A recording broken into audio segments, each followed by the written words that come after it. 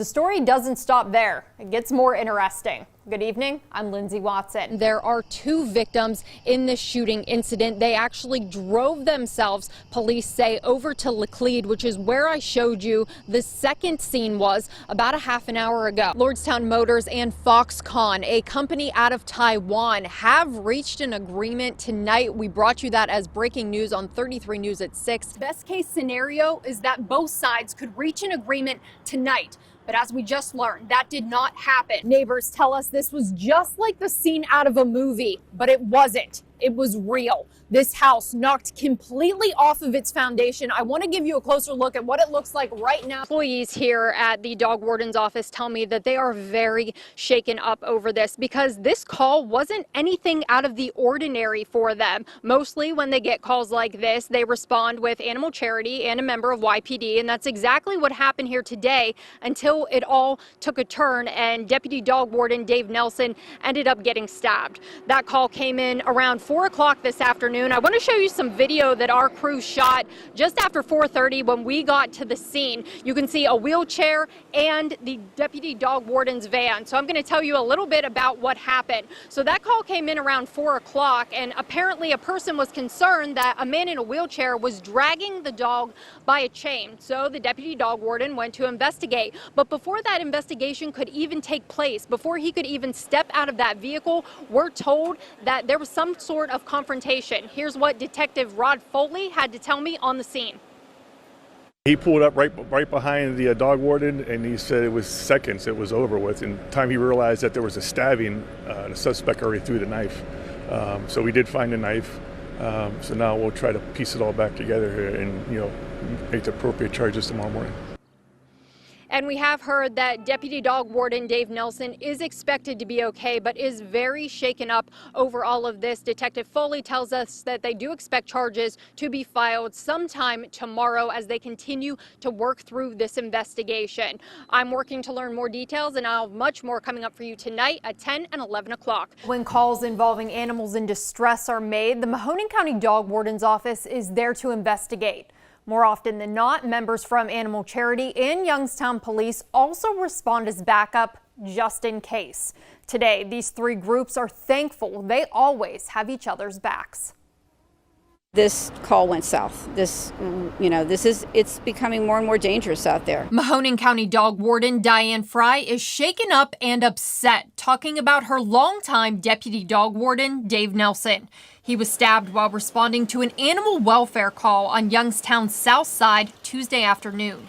Humane agents say a man in a wheelchair had a dog chained up and was dragging it down the street. The crime in the area is getting significantly worse. Everybody can feel it. Everybody can see it. We see the news reports from you guys nightly with shootings and stabbings and the crime increase, and we are feeling it too. Apparently this individual was irate over some reason and attacked the warden. Youngstown Police Detective Rod Foley was on the scene collecting evidence. You can see the man's wheelchair just feet from where the dog warden's van was parked. He says the officer that was helping respond to the call saw the whole thing happen. He pulled up right behind the dog warden, and he said it was seconds, it was over with. And time he realized that there was a stabbing, the suspect already threw the knife. He was able to draw his gun and put the suspect at gunpoint. The officer arrested the suspect and called for backup while a humane agent helped with first aid.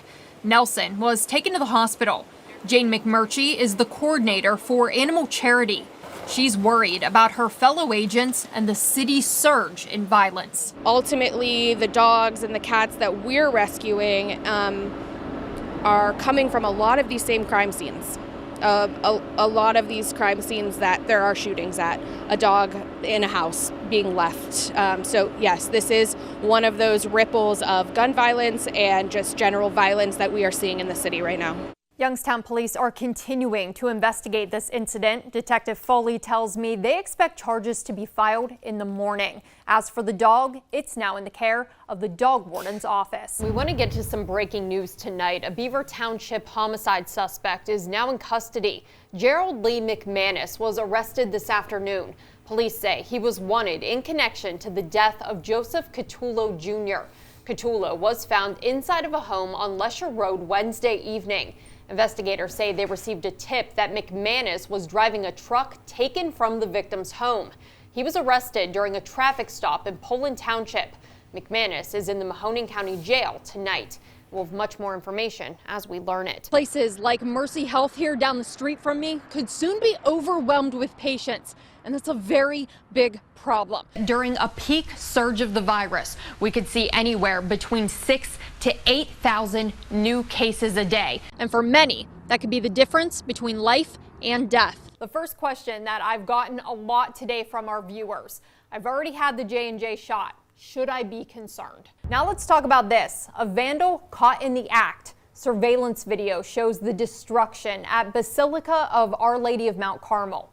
You can see the suspect knocking over statue after statue. And tonight, a 20-year-old from East Palestine is in the Mahoning County Jail. Police say he confessed to the crime. Here's the latest. It's truly an attack on the heart and soul of the people when their faith is not respected. A disturbing scene caught on surveillance cameras outside of Basilica of Our Lady of Mount Carmel. Overnight, 18 statues outside of the church were knocked over. You can see the suspect appearing to celebrate after smashing them. Lights on the property were also damaged. The heinous act causing more than $20,000 in damages. Anytime there is any desecration to any of our properties or religious spaces or objects, it really cuts to the heart of who we are and what we stand for. Police say the man seen in surveillance video is 20-year-old Caleb Van Kampen. They say he confessed to the crime Friday afternoon and is expected to be charged with felony vandalism. It's shocking because we live in a valley where there's such a respect for diversity and the respect for faith, and to see someone, attacking symbols of faith, it's truly disheartening and disturbing. We have no idea what motivated them to do something like this. We certainly would want to forgive them, show them mercy, and encourage them to look at the good within themselves. And even in the tragedy, Bishop David Bonner says he knows this community will get through it together. The faith of the people here in Youngstown is very resilient. It's strong. Now, before the protesters showed up outside of Utopia, I talked exclusively with the club's entertainment director about what they've done to move forward and stay safe, because the plan was to reopen tonight. Take a listen. Police released video showing the moments they detonated 2 of the 101 explosive devices found at a home in Hubbard Township. Yeah, take a look at that. Ohio's health order covering sports from youth to the pros has just been released. It's 12 pages of recommendations to follow so the teams can get on the field. The Canfield Fair is giving us something to crow about today, but it's not the news that so many of us were hoping for. It was an eerie feeling earlier this evening in downtown Cleveland. It was opening day for the Indians and no one showed up. Well, virtually no one anyway. Over 18,000 people are without power as of right now. The biggest question people are asking is timing, totals, because it really depends on where you live. Trumbull and Mercer, you're going to see the most. Columbiana, probably the least. So let's talk to Craig. I picked up some of it. I wanted to see if it was good packing snow, but it looks like it isn't. It's really just falling apart in between my fingers. The Youngstown Symphony Orchestra will have heavy hearts while searching for a new conductor, which could take some time. Carl Nunziato has worked tirelessly advocating for veterans with disabilities for years. He knows their struggles firsthand, and someday soon, this new facility here on Belmont Avenue will bear his name. Speaking of Mercer County, it is one of 7 Pennsylvania counties that will be counting their mail-in ballots starting tomorrow. One of the big races that we'll be keeping a very close eye on is in the 16th Congressional District. That's the incumbent 5-term Republican Congressman Mike Kelly versus school teacher Democrat Christy Ganebas. And the list of presenters and performers is just as good as the list of inductees. Were there any big surprises for you in the hall this year? Paul McCartney and the Foo Fighters seem to be one of the most talked about. especially here locally. We're touching more hearts, moving more feet, and raising more life-saving funds than ever before. All right, Mercer and Lawrence counties, today's the day. We are heart walking where you are. Just moments ago, and I mean literally moments ago before we hit air, we learned that YSU and the faculty union failed to reach an agreement. Like you said, they went back to the table tonight at 9 o'clock, and this is after they already had negotiations for a few hours this afternoon.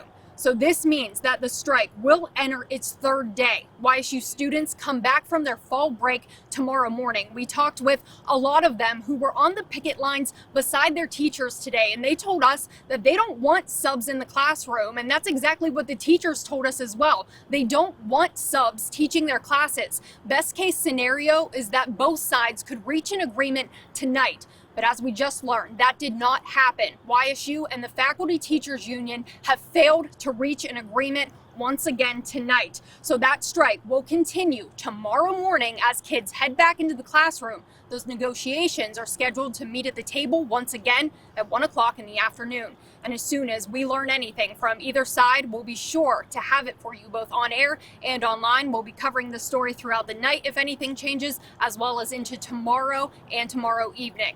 But that's the latest for now. I'm reporting live outside of YSU tonight. Lindsey Watson, 33 WYTV News.